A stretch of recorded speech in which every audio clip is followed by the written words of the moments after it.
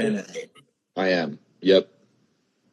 Yeah, I've actually the past couple of months now, I've been over to Jacksonville, I think 3 times. I did a competition at UNF back in April, and then I had my opening decathlon at the end of May. And then from there, I did another decathlon at the end of June. Okay. I got you. So yeah, I was. Go ahead. No, you finish what you're saying. I'm sorry. Oh, good, man. So yeah, that was actually all in preparation for U.S. Outdoor Nationals. Little bittersweet there with everything that kind of happened over this summer. Like I was getting back into some decathlon work and ended up injuring myself back in February. Came all the way back. Ended up PRing, I think, twice in both decathlons. I thought that I missed the mark for USA's by 5 points. And then I find out the day of the competition that I was on the start list for Outdoor National. Really? Yeah. Oh my gosh. What was the confusion on that end? What happened there? I have no idea, to be honest with you, man. I don't know what happened. Yeah, I think I researched it, and there's like automatic times or marks you have to hit, and then there's like minimum marks where you send in your entries and they might accept you. So yeah. Were you on that minimum side or automatic side? So I was on the minimum side. I've been working to score 8,100 for a while up to this point. And I scored 73.95. Like I ended up tweaking my knee a little bit on day one in high jump. And then that kind of fed into day two. Oh, Kyle's on here. What's up, buddy? Yes, sir.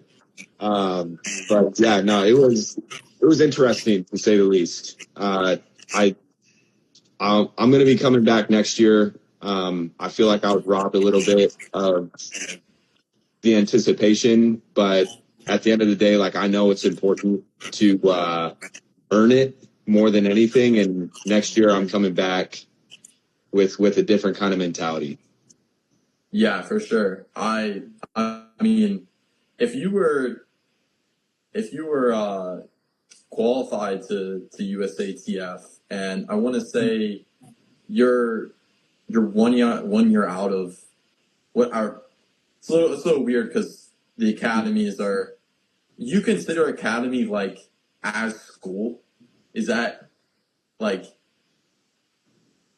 Yeah, so I actually got my bachelor's of science degree in civil engineering from the Air Force Academy. It's a 4-year program. It does work differently than most colleges. Like when you choose to go to a service academy, you have 4 years and that's it, because their goal is to bring you in as a freshman and then you graduate after 4 years. Yeah. So there's not a lot of like you see a lot of colleges, you have guys who are 5th years, 6 years, a whole bunch of different stuff, right? Yeah. I had 4 years, so I'm only 23 right now. Yeah. Yeah, that was my point. I was going to say is that I know that it looked like you graduated in 24, right? Mm-hmm. Yep. And you've only a year been out, so you're 23 right now and already punching your ticket there. I mean, that's amazing. Like especially on like the pro scene of things, doing it like a year out of school is like you're right on track, man. So. Yeah, dude, it's been a wild journey, man, to be honest with you. So, when I graduated and I was on leave before I started my job here at Tyndall Air Force Base, I was asking myself if I was going to keep competing. And I took about, June, July, August, September, October, November, December. I took almost half a year off from competing. And I I was kind of going through the motions of like figuring out my job as an engineer. And then I was also like, I was in a relationship at the time that I was starting to pursue pretty seriously. And I wasn't sure if track was going to play into everything. And it was after that relationship ended. I remember one night, this is kind of going into the lore of things. I'll never forget it, man. I was in Ohio, and it was like it was foggy outside, kind of cool in the air, and it was 2 o'clock in the morning. And I went on a 6-mile run, and all I could think about was, I got to get back into track. Like, I have to. Like, this is my answer to the fact that I'm in a bad headspace, and this is the only thing that's ever made me feel happy, or like true happiness, you know? Yeah. And so I got back into the sport shortly after that. And I mean, it took off, man. It absolutely took off. I was training / coaching myself for the first 2 or 3 months. And then I actually got back together with my coach from high school, who's he's the level 2 certified USATF coach. Gotcha.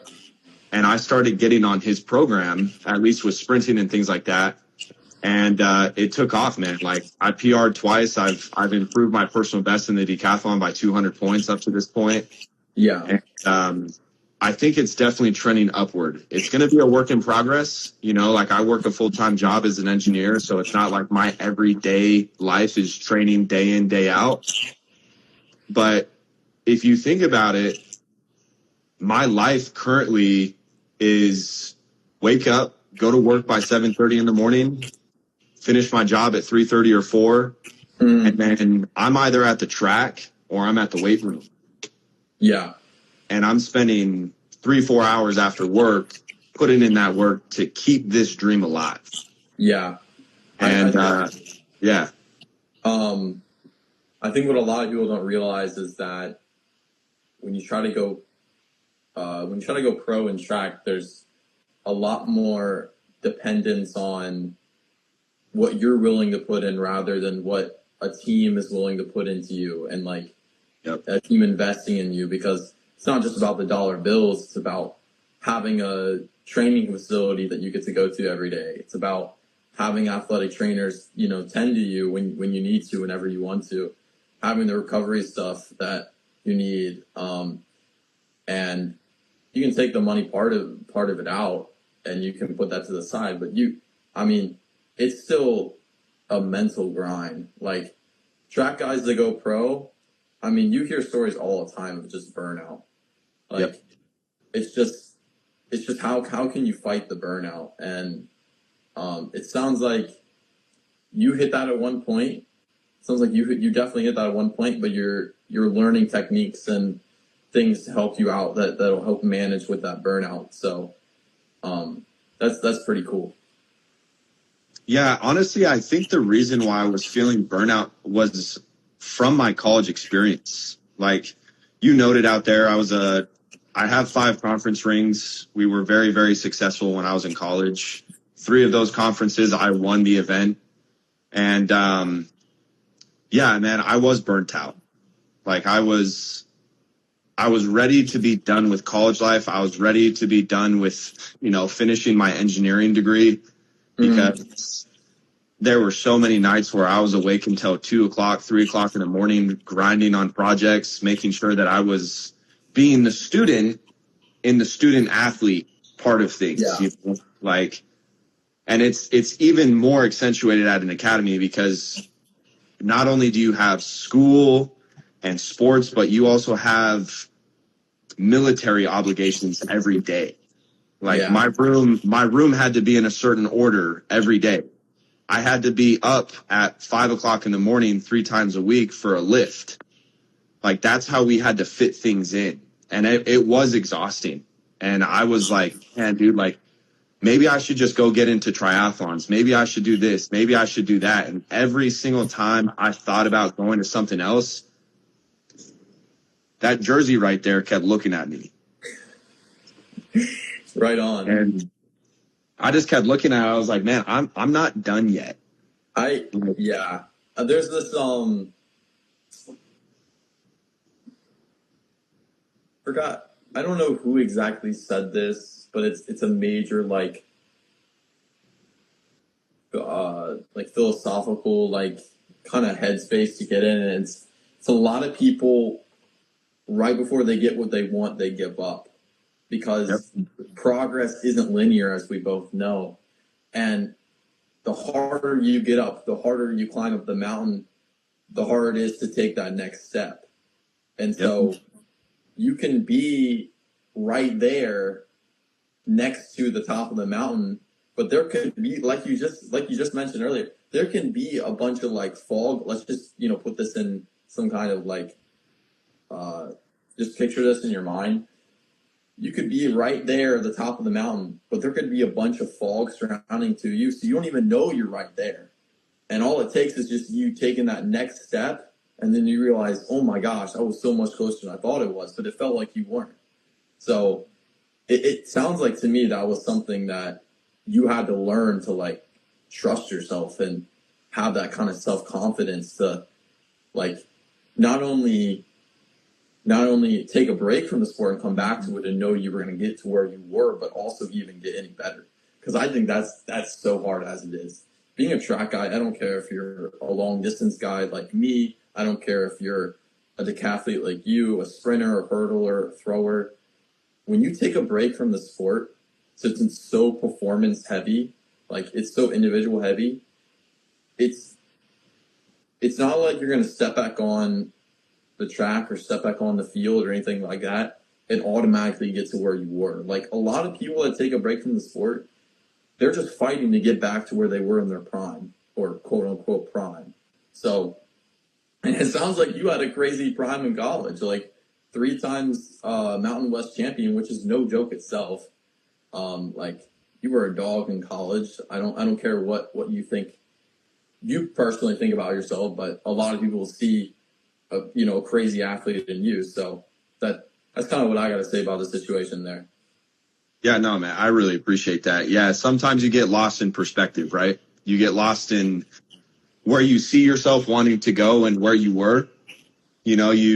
I do reminisce on those days because I miss my teammates, and I love the environment of going out to a conference meet and competing, especially against CSU. Like that was always a dogfight. And one of my closest competitors, like we're still buddies to this day, and we actually competed with each other in Jacksonville back in June. And that's Drew Thompson.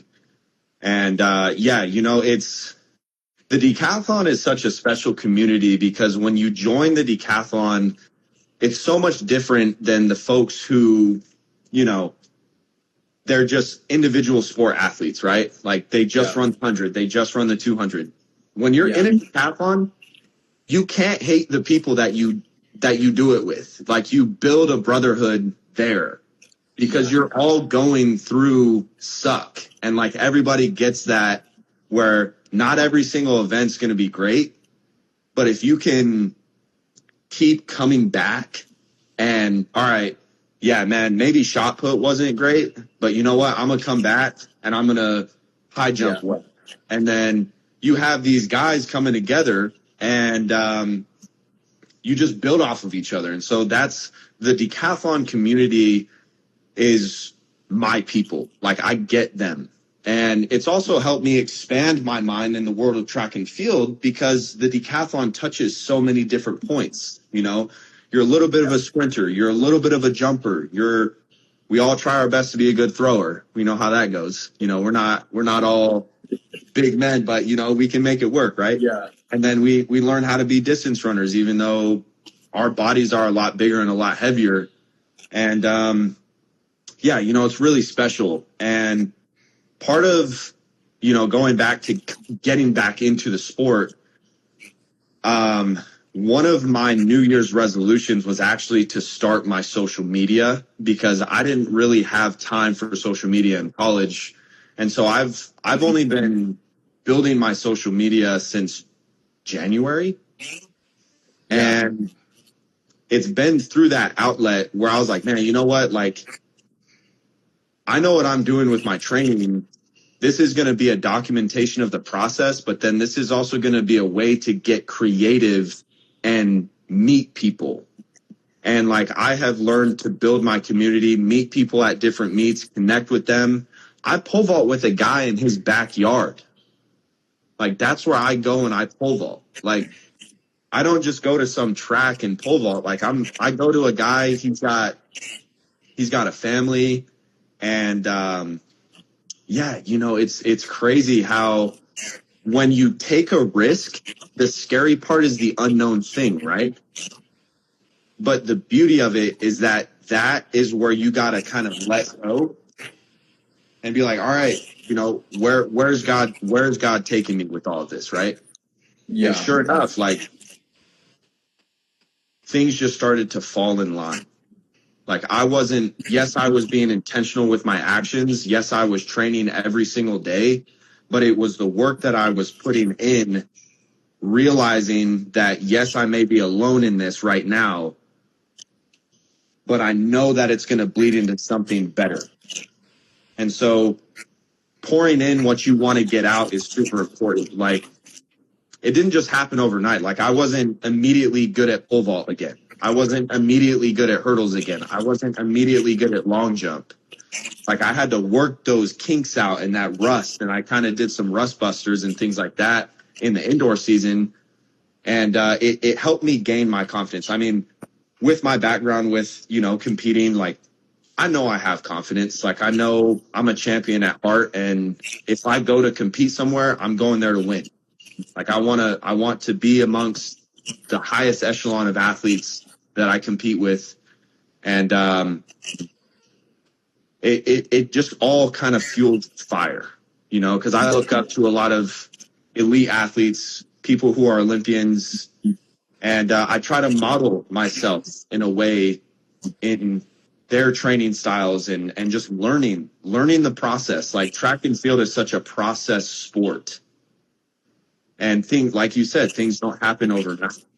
And it's been months and months and even years in the making that has made me successful at what I'm doing today. No, for sure. I liked a lot of your points there, and I think I'm also going to point out myself is that I don't personally know what it's like to go through an academy or, you know, go through the Air Force side or anything Air Force, Army, Navy. But what I do know from an alternative perspective is that your experience is not the same as most people's college experience, let alone being a student athlete on top of that. Yeah. Because I bet when you were at the academy, you felt like there was like just an immense pressure on your shoulders to just be in the tip top shape no matter what. Like, you know, when you're just a student, you're going to, let's just say, Florida State, you got your classes and whatnot. But outside of that, you can just, you know, you get your work done, you can mess around, you go to parties, you can do this, you can find distractions left and right.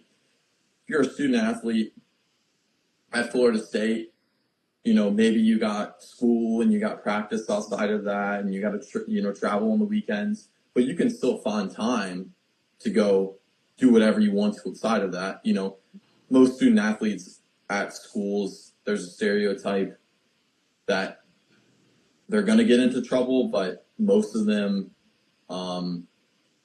that's not really how it works. What's it doing? I have no idea what's going on. There's some fireworks and a thumbs up. So, okay. Anyways, even if so, you can find things outside of that to, have fun. But it sounds like, from what I've heard, your experience is that, you've got school, especially being an engineer, like that alone is being insane. So, which I get because I'm a mechanical engineering major right now. Yeah. So I understand that part. Being decathlete, they probably the you have to be. I want to say overall, you are probably putting the most time into the sport out of anybody else. I want to say overall. It's a little weird because like the 5K, 10K guys will probably be running more mileage and like overall long period of time, and that's a little different, but like raw input into the sport, the athletes are probably putting in the most work out of anybody else. Not to say that any other event isn't just as hard. It's just the reality of the nature. But third of all, you got your military duties on top of that, and I don't know exactly what that looks like. I can kind of imagine, but I bet I do know that you probably can't be going to parties at 2 a.m. on the weekend. Like, now, don't get me wrong. There are folks who went to the academy who were doing things like that, but they also weren't athletes. Yeah. So, yeah, I mean, if you want kind of a day in the life of what I did as a decathlete. So Monday, Thursday, Saturday, if we were in preseason, we were up at 5 a.m. getting ready for a morning lift. Morning lift started at 6 a.m.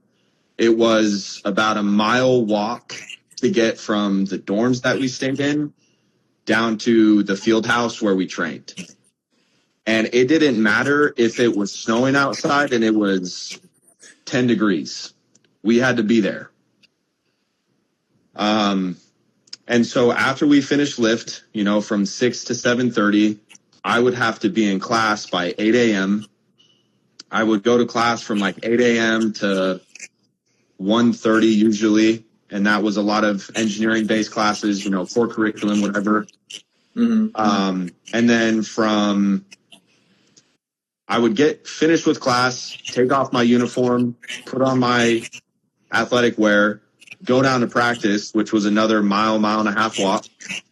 And then we would train from 2 o'clock until 6:30 or 7 every day, 5 days a week. And then you think about it, you're like, okay, well, how is he fitting in meals and nutrition, and what is he doing for recovery? Like, that's what that time investment was. Like, at my hiatus, I was eating 6,000 calories a day just to maintain weight. So I was eating constantly, like absolutely constantly. And it was crazy because like in a military environment, it's not conducive of good recovery. Like I was lucky if I got to bed at like 11:30 at night. Like I was lucky. And then having to be up super early. Yeah, man, there were days I didn't want to do it.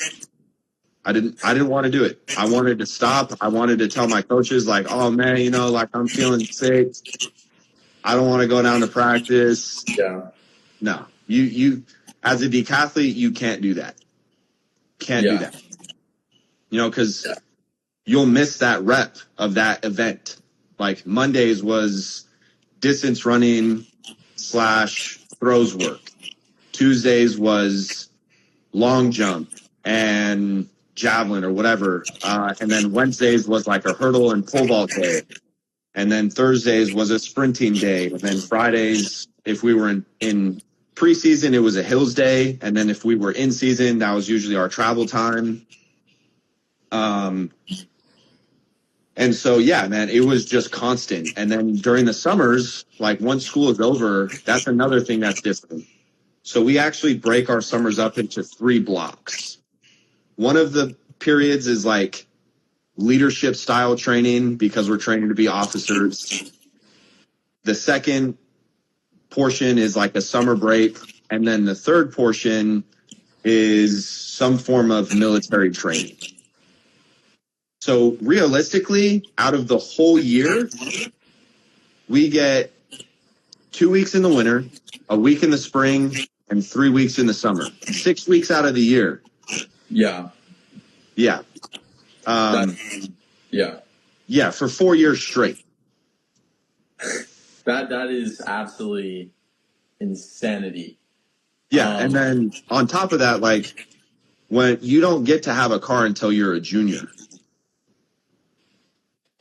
So like driving places and doing fun things on the weekends and getting out and doing all these things, like you're having to talk to some sort of upperclassmen to ask them for their car, and you're having to, kiss up a little bit. But that's part of the experience. I grew up in Colorado, so I was lucky enough to actually have the academy in my backyard. So going home wasn't that big of an issue for me. Having a car on the weekends wasn't that big of an issue, but nonetheless, like just being able to get off campus was a difficult thing, Yeah. Yeah. You get about, if you're lucky, because you say that you get about 6 weeks of a total break throughout the year, but that's not even equivalating for like the other things you're doing. Like you're taking a couple days to, go move back home, and taking a couple days to go to school, and like, you got your couple days of your week where you're probably like sit, like that's 6 weeks of like time outside of it, but that's not even accounting for like the real free time that you get. So that's insane. You can correct me if I'm wrong, but if you go to academy, everything is paid for you, correct? That's correct. Everyone who goes to a service academy is on full scholarship, even if you're not an athlete. Okay. Yeah. So I hear some people out there, and they're like, oh, people that go to service academies, like, it kind of blows my mind a little bit of how they think, but they're like, oh, you get your entire school paid for, like that's unfair. And I'm just like, do you know what you have to do? Like, I don't even know what I would be doing, and I know that I probably wouldn't be cut out for it. Like, yeah. I'm just like, if you have no experience in the realm at all, then you shouldn't even be saying something like that. It surprises me how like people just can't put their shoes in, put themselves into somebody else's shoes, and I'm like, ugh, like it blows my mind sometimes. But so you do 4 years of school, and you're gonna have to explain to me how this works, because I've heard some things, and I've heard other things that conflict with that, so I don't know if it's true or not. But is it? Do you have to serve 5?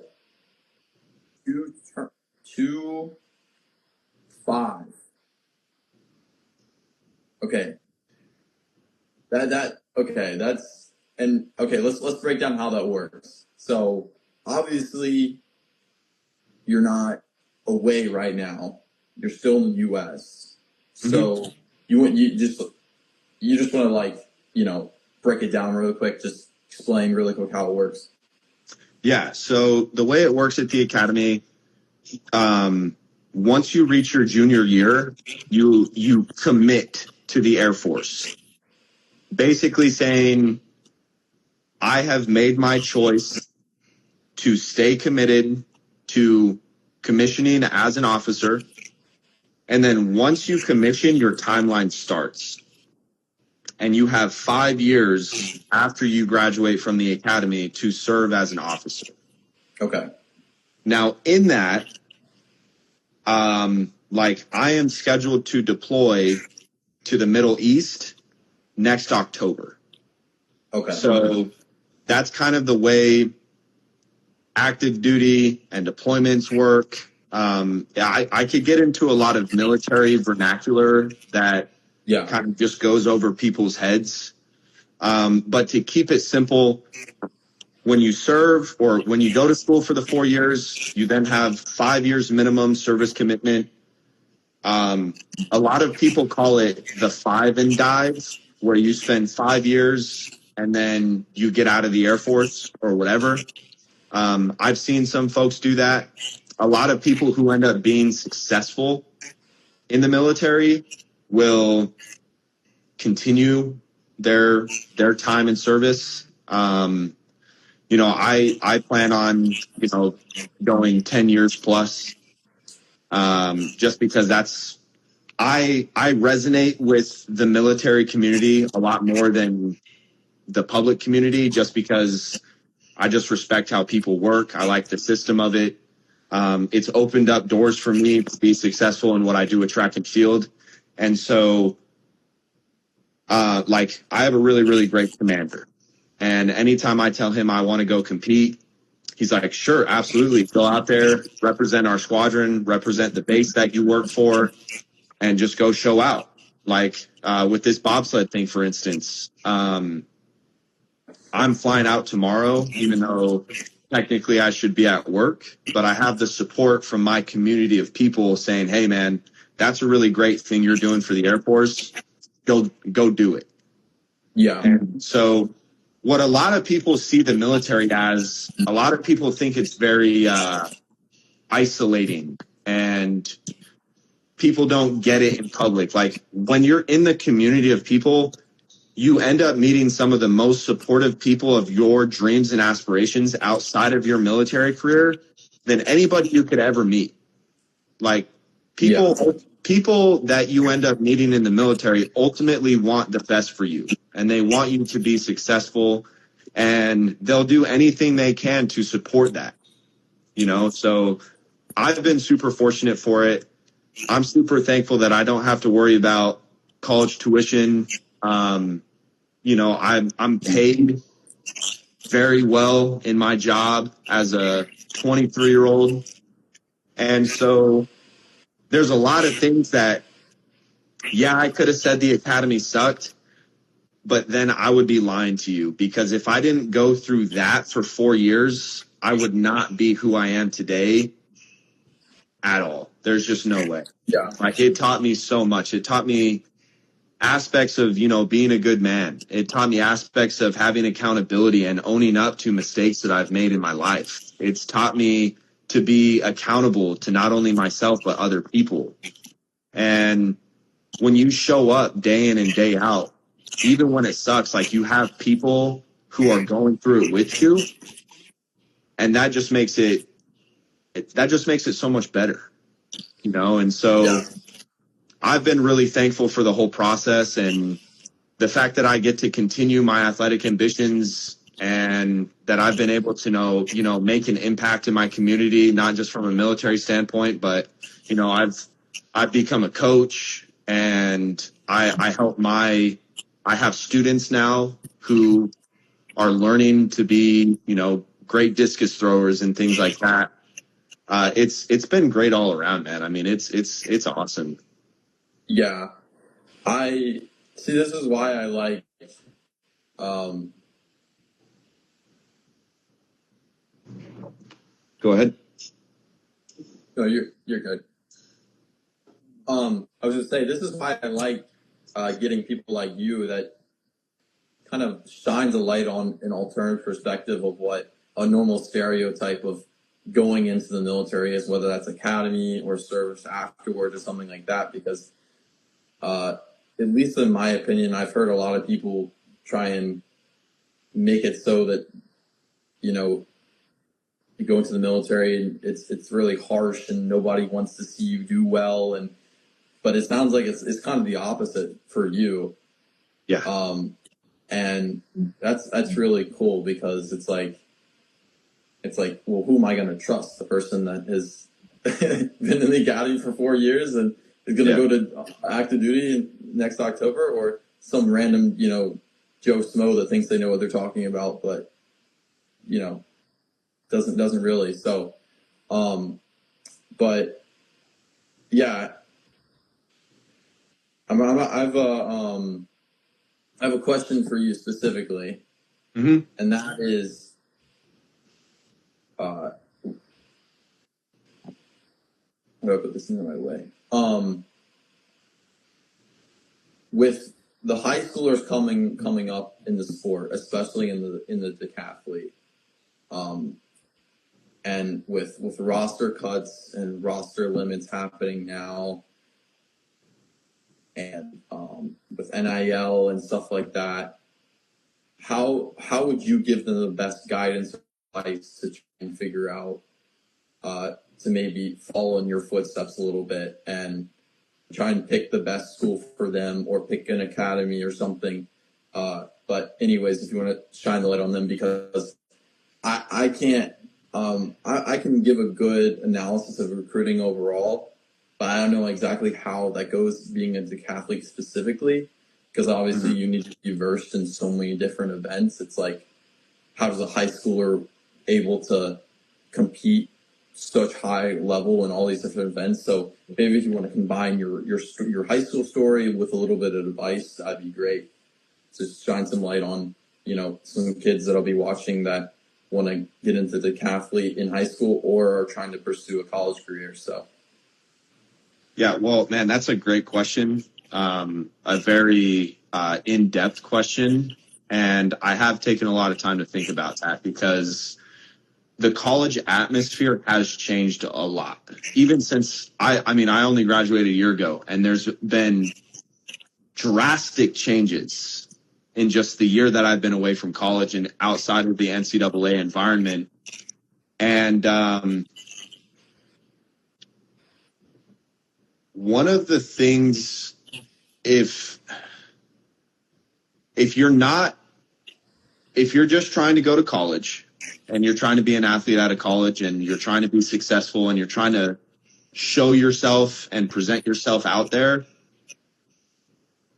I'm honestly thinking that the best route prior to going to any division college is actually to try and get onto a JUCO team, develop yourself for a couple of years, and then get recruited from a JUCO school to either Division II, Division I.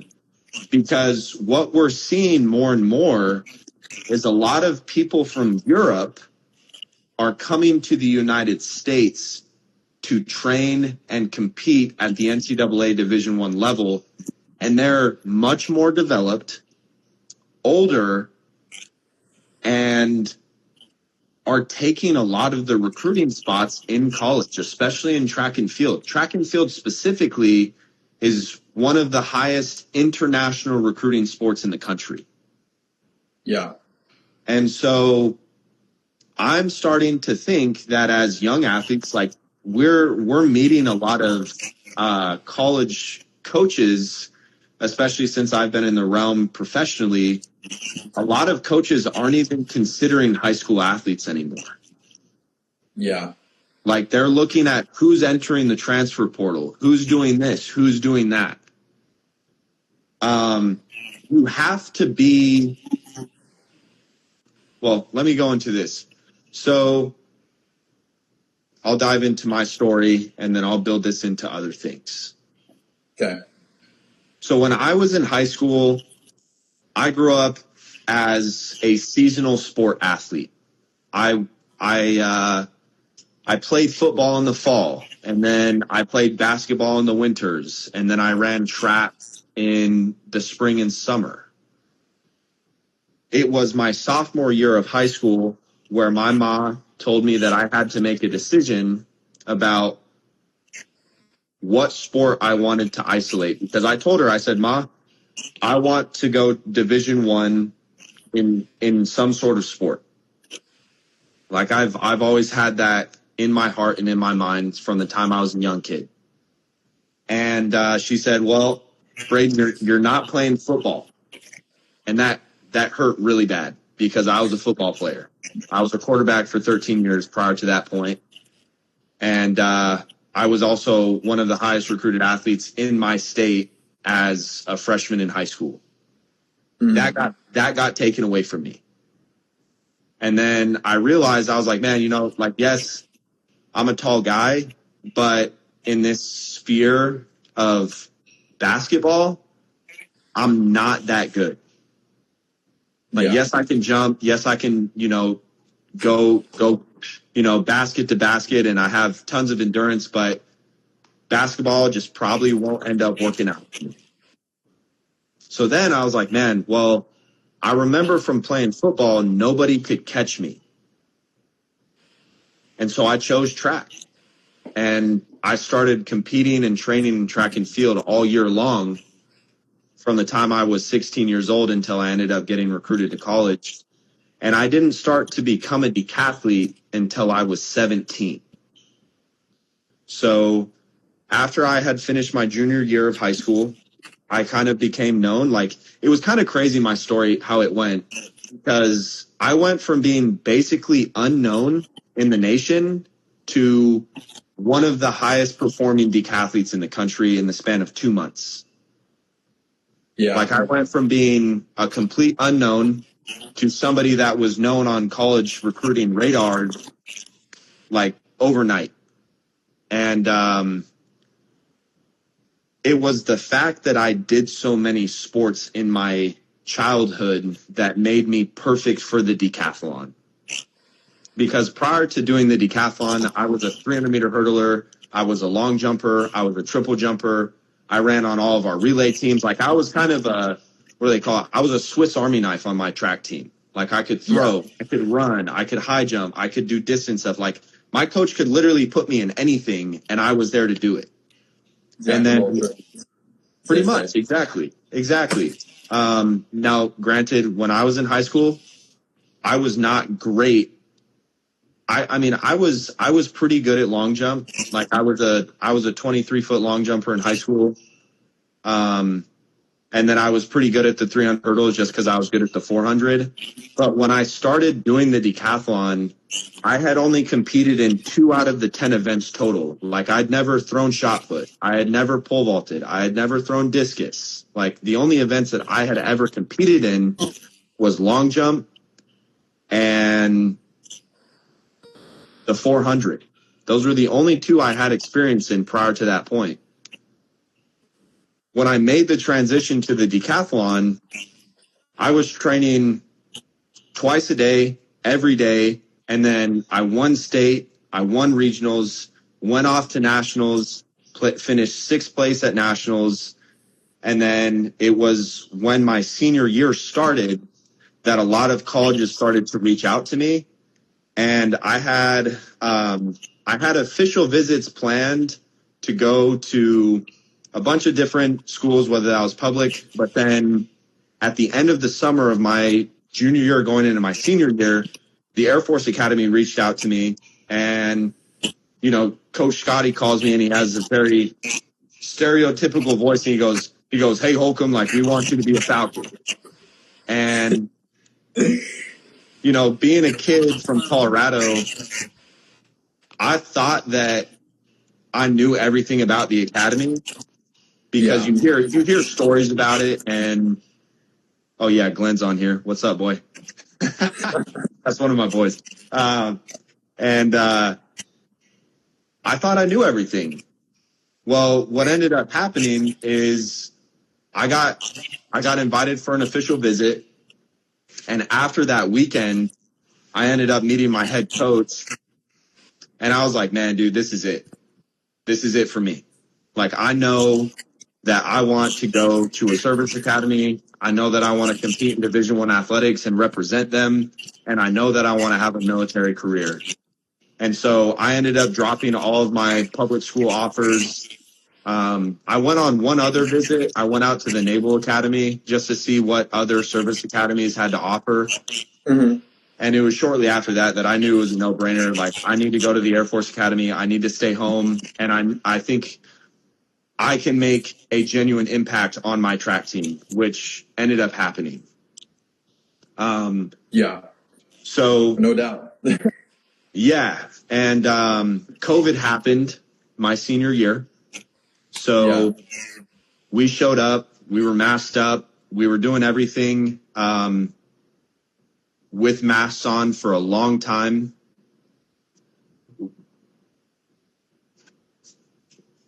We got a loading screen.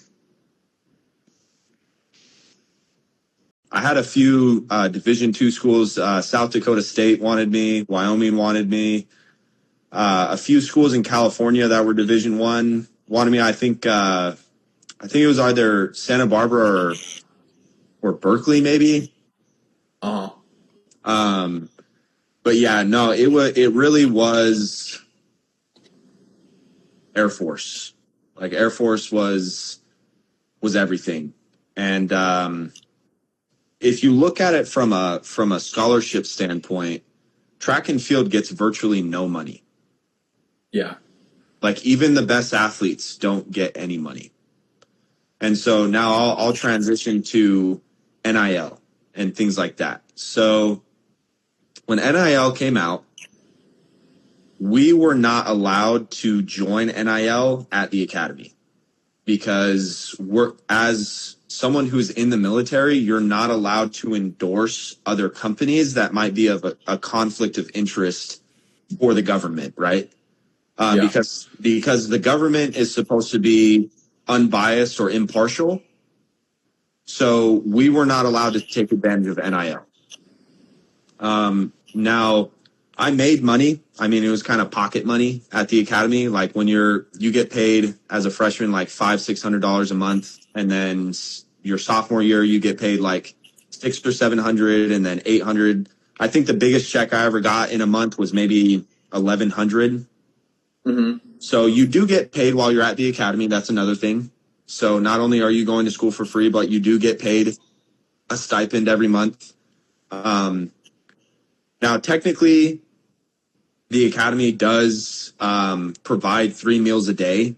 But for me, I made my own meals. Like, I've always enjoyed cooking. That's kind of something that I do in my free time. I like to cook. I like to, make meals for myself. So I did a lot of that in college. But when it comes to NIL, people who choose to compete in track and field don't do the sport for money. We know that. Even professionals, like being in the professional realm myself, I know what athletes have to go through just to be the best in the world. And if you look at, I'll go into an example. Grand Slam track and field was supposed to be a huge push to make track athletes get paid what they're worth. It's the biggest bust of the century. I mean, so much funding into it for it to just turn over into nothing. It's just insane. Yeah, because people realistically don't watch track and field unless it's the Olympics. And even then, people are only watching track and field to watch the 100, maybe pole vault because of Mondo Duplantis now, and the 200. Like, people don't view track and field like any other sport in the world. Like, they don't watch it like basketball. They don't watch it like football. They don't watch it like soccer. It's one of those sports that because it takes a long time for things to happen, the viewership is not as great. And so track athletes have to make that commitment that, no, I'm not in it for the money. I'm in it for the love of the game, or I'm in it for the love of the grind. And so for me, that's taught me something. That's taught me a few things because I just get, now that I'm in the professional realm of the sport, I get to compete in the game because I love the game. I love going out training, whether I'm by myself or I'm with my training partner, whatever it is, and grinding. Like that is special to me, and it's always been special to me. And I feel like there's no other sport in the world that allows me to be as athletic as I am today. The decathlon has made me such a well-rounded athlete, but it's also made me such a well-rounded person. And if people get caught up in the money thing and trying to do all these things. Yeah, it's really great to endorse yourself and find a way to make money and get creative. Like I've found that freedom of expression through my social media page. I've had companies reach out to me just sending me their products because they want me to, create content for them or represent them or do something like that. I wasn't really able to do that in college. Now, I think it's a great thing for athletes to market themselves I think it gives them creative expression to pursue kind of a business side of it. But in actuality, track and field really is just about the grind. It's about, okay, Yeah. what can I do this week to make that time less or that distance further? And it's you versus you. And I love that. I love that side of track and field where it's you versus you. Yeah. Like that is the essence of sports for me. I'm gonna stop you really quickly because I have a thought of mine that pertains to this conversation, but it's essentially track is, if not the only sport in this scenario where 100% of the work you put in is 100% of the results you get out.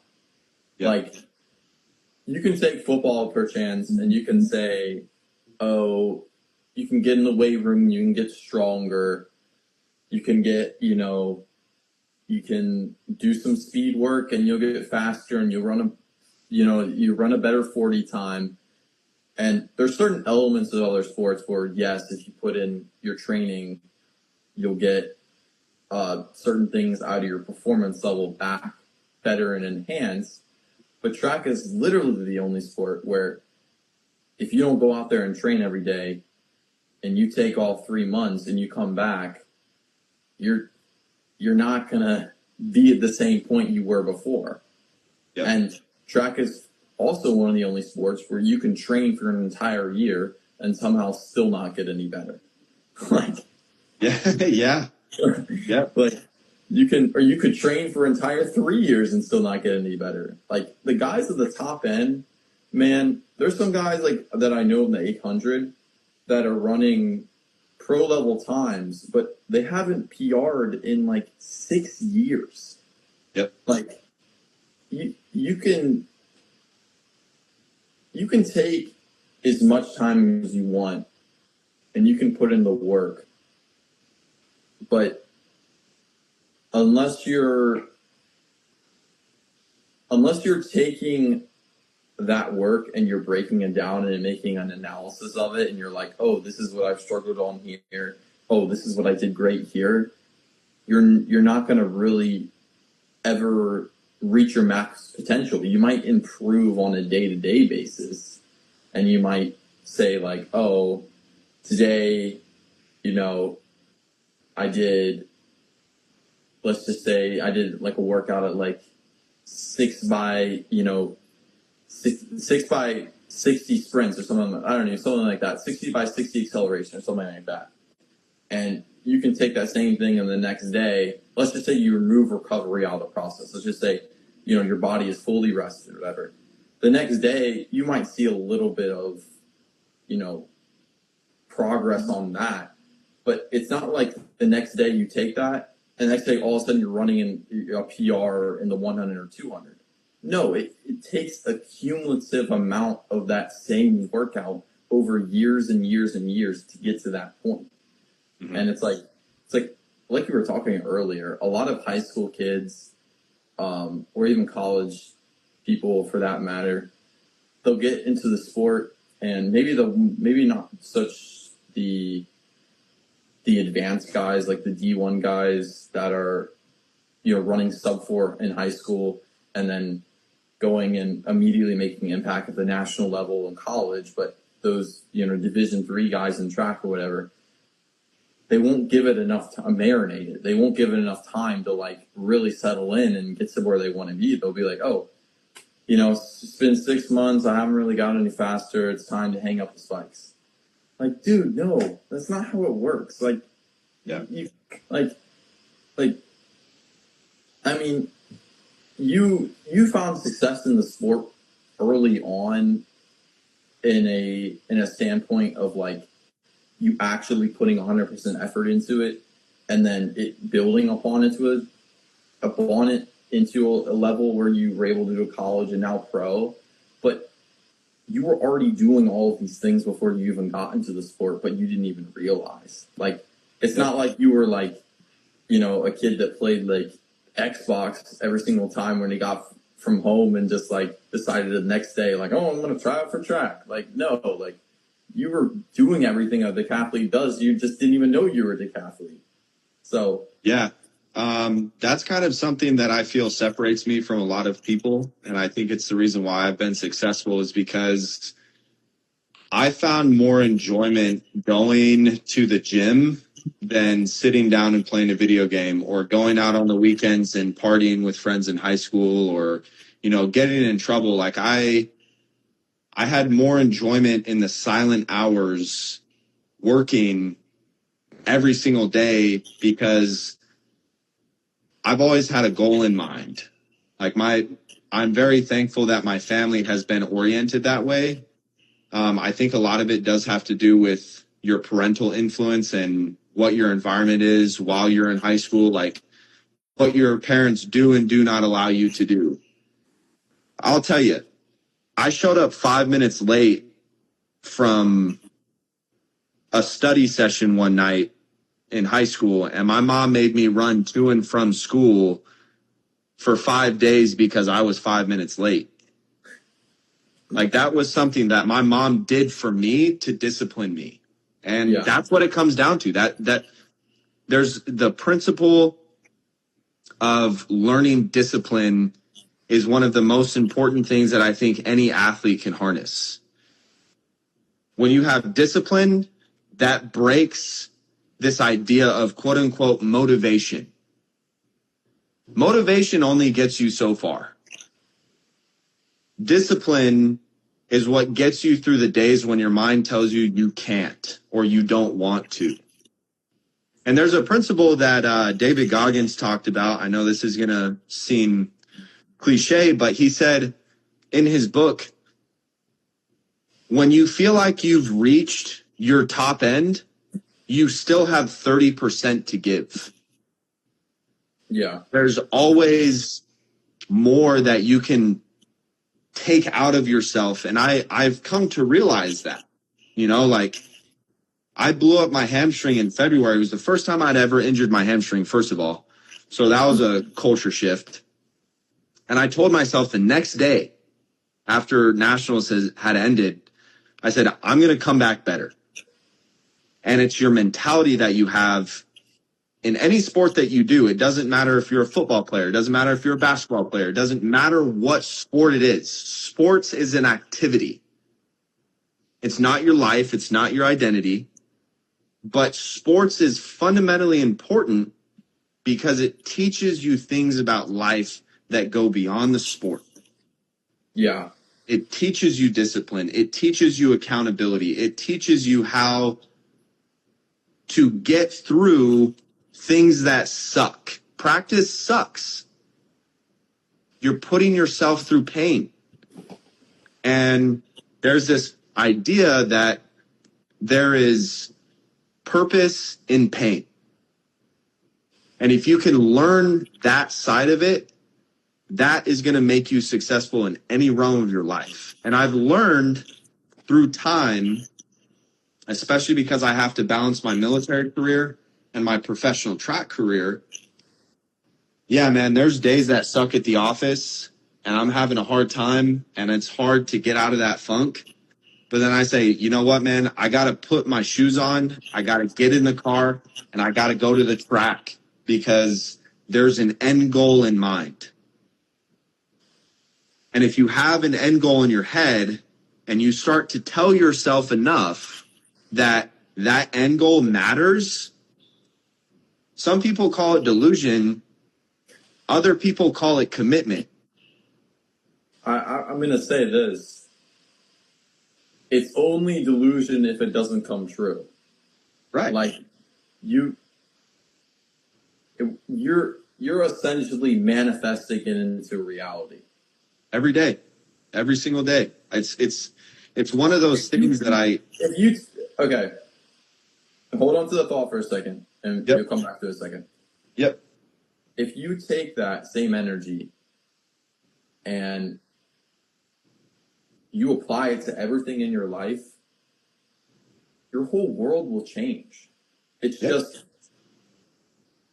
we're not, for some reason as humans, we're not functioned to want to go through the hard things to get the goals or the accomplishments or the things that you want. We want the easy way, the easy route. But it's like at the end of the day, are you really going to feel like you have a plan or a purpose or a vision in mind, or you were fulfilled if you didn't go through the hardships to get to the other side? And I mean, like you said, like after you do a long 12-hour day at shift or work, and let alone that itself is just demanding and grueling, and for anybody, I mean, it's that extra, like it's hard to put into words, because unless you're an athlete, you're not going to really get it. But if you're not willing to put in that amount of time to get what you want out of like certain, drives of yours, or like of your aspirations, your goals, then that goal is meaningless to you to begin with. And you have to apply that same energy to, okay, tomorrow I'm not going to be where I want to be. Next week is not where I'm going to be, or where I want to be. A month from now, probably not. 6 months from now, maybe. A year from now, yes. And if you have this plan in mind, then it's gonna make it easier for you to get there. But it's like you have to train yourself to really enhance your delayed gratifications to get to that point. Because if you're not willing to put in the work today, then what's stopping you from saying you're not going to put in the work tomorrow? Like, there's nothing. It's just like you said, it's you against you. Like, what do you really want? Because if you really wanted it, you would have done it 6 months ago. Like, people come to you with excuses and say, "Oh, I wish that I was getting in the gym more, man. Like, like I'm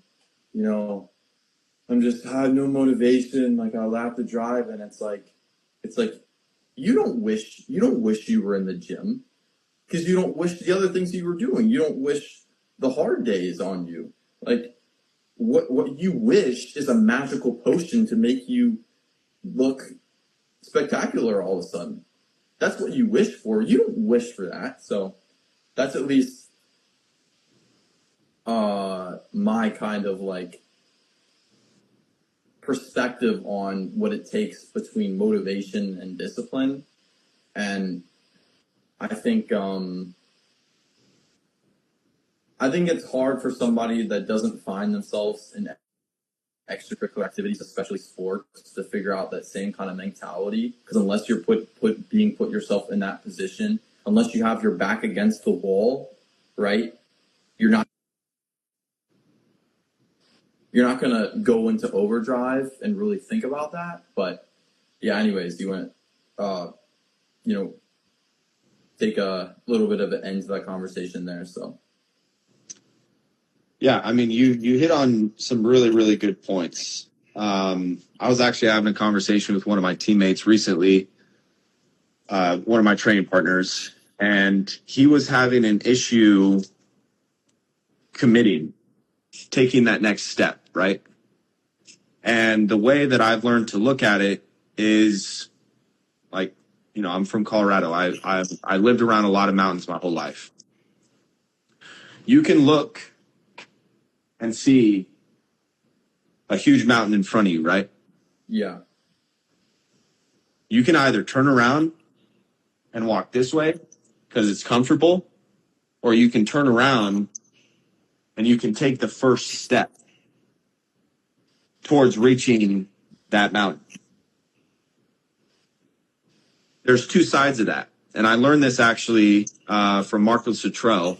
Marcus Luttrell is, I don't know if you've ever watched The Lone Survivor. I've seen a little bit of it. I haven't seen the whole thing, though. So he was a Navy SEAL, and he led a group of men in Afghanistan. They got raided, and he was the only one who survived in that firefight. Well, his life was changed forever after that. And he went through a period of extreme guilt that he was the only one who survived. Now, he's years past that, and he started training other people to be Navy SEALs. Mm-hmm.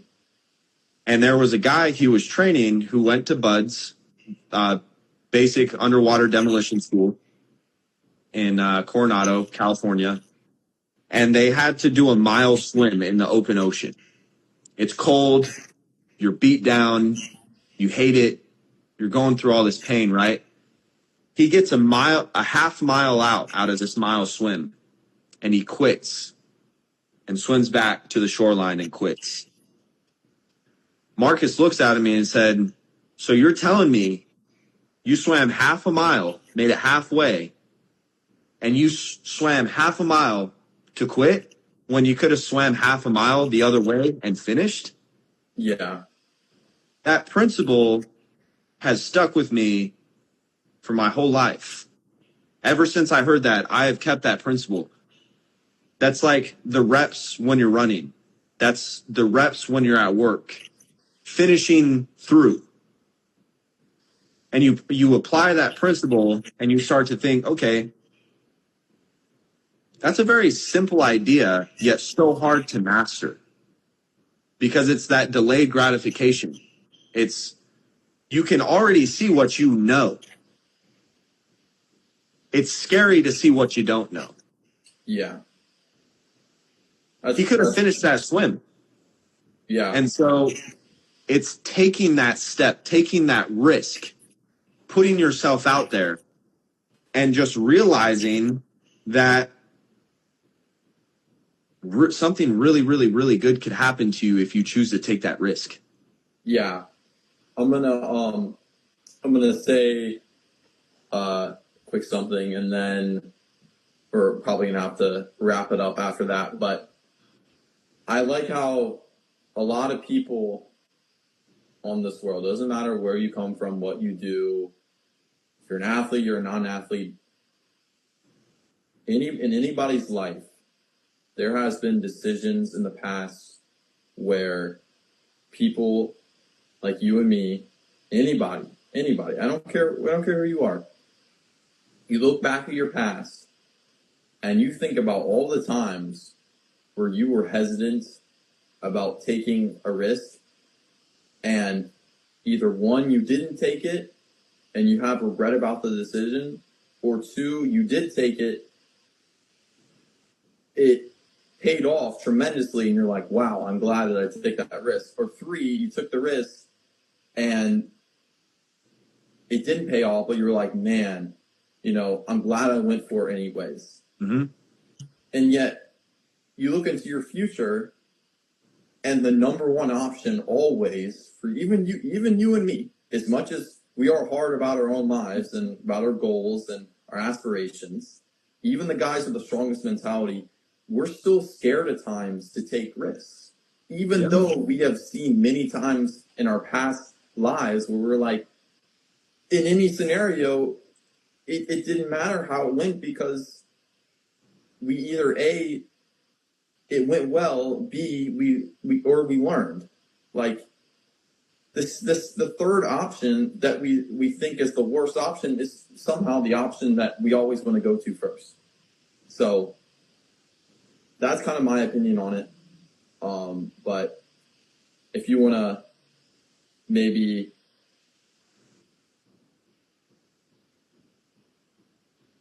explain a little bit more about what you think about that statement, and then we can wrap it up from there. So. Yeah, I mean, I think when it comes to things that are quote unquote scary, especially as men, that's where you want to be. If you're at a point in your life where you're not scared, you're a little bit too comfortable. And I think discomfort, now, effective discomfort, you don't want to just constantly be making yourself uncomfortable to the point it's unsafe, or being uncomfortable to the point where it brings your morals into question. Methodical discomfort is a good place to be in. That's where you got to find that point where you're towing the line of, oh man, like, what am I getting myself into here? Yeah. Because that keeps you wanting more. When you finish that day and you're like, man, that was really scary, but I did it. And then you realize that you're smiling, and you want to have that feeling in your life, no matter what stage of life you're in. Like, we're in our 20s here, and what better time? What better time to experience failure? What better time to push the limits? What better time to put yourself in a state of mind where you don't know the answer? Yeah. It's not, you don't have to know everything. It's the experience of life that gets you that answer. And if you're scared to even ask the question, you're losing out on so many parts of your life that could be totally different. You're never going to get to the place where you want to be, even if you knew everything, because Exactly. the place where everybody wants to be is the place where it's exciting and it's interesting and it's fun. And if you knew every single thing leading up to your entire future, none of those things would be true. Like, Yep. if I told you Braeden, in 5 years you're gonna win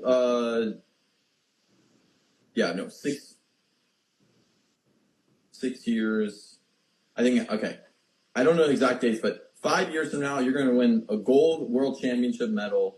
You're going to have 100,000 followers on Instagram, and you're going to be have a successful tour in the Middle East, and you're going to come back with Medal of Honor. You're going to do all these things, and all I got to do is just snap it into existence tomorrow, and you're going to live that life. You'd be like, no, like, Yeah.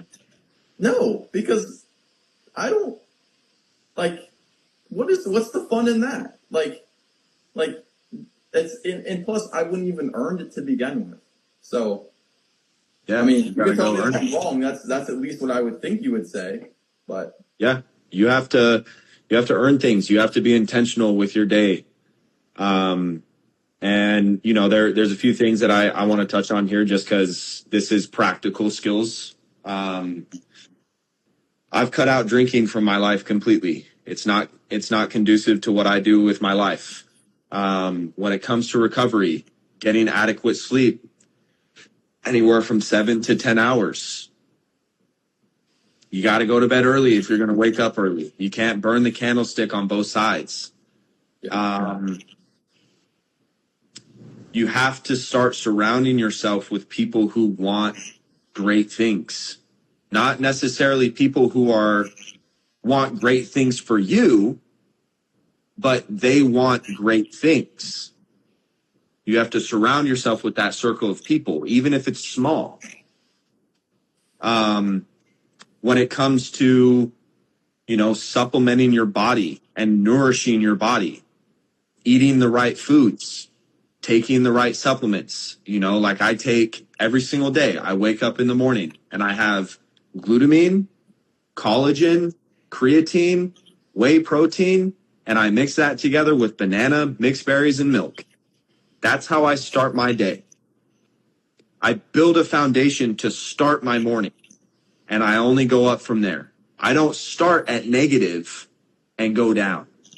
yeah, I have a steady baseline of consistency that says, this is where I'm going to start, and it can only get better from here. And if it does deviate, you know what? At least it's deviating and trending upwards, because people will think failure is negative. It's like, oh man, I failed. Now I'm down here.